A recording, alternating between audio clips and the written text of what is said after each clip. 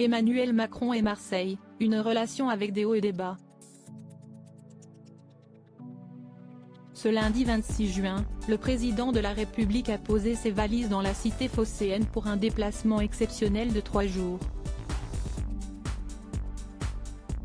Une visite officielle aussi longue du président de la République dans les territoires, si est inédit, a révélé l'Élysée dans un communiqué diffusé le jour même.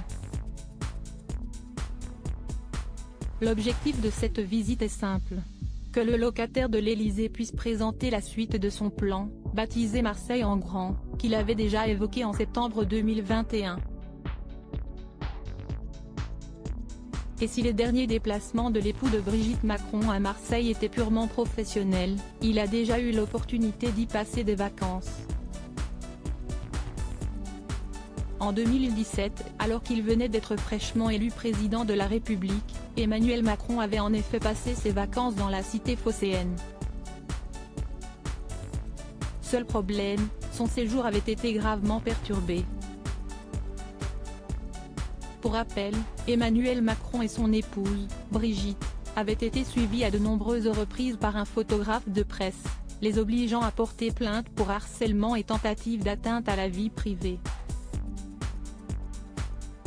Selon un communiqué de l'Élysée, publié le mardi 15 août 2017, une plainte avait en effet été déposée au nom du président, car le paparazzi aurait pénétré dans la propriété privée où le couple était installé. Supérieur à découvrir les femmes qui ont compté dans la vie d'Emmanuel Macron. Je suis scandalisé et choqué par la méthode employée après plusieurs mises en garde de la part du couple présidentiel. Le paparazzi avait été arrêté par les autorités. Dans les colonnes du magazine VSD, il avait alors raconté les coulisses de son arrestation et de sa garde à vue qui avait duré environ 6 heures.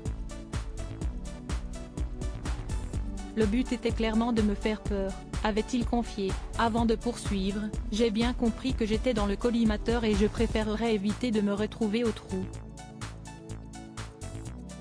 Je suis scandalisé et choqué par la méthode employée.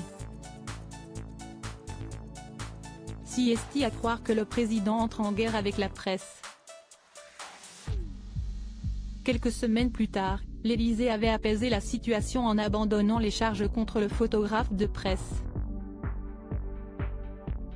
Il avait déjà franchi à plusieurs reprises les limites, avait ainsi révélé le communiqué, précisant que cette affaire appartenait au passé.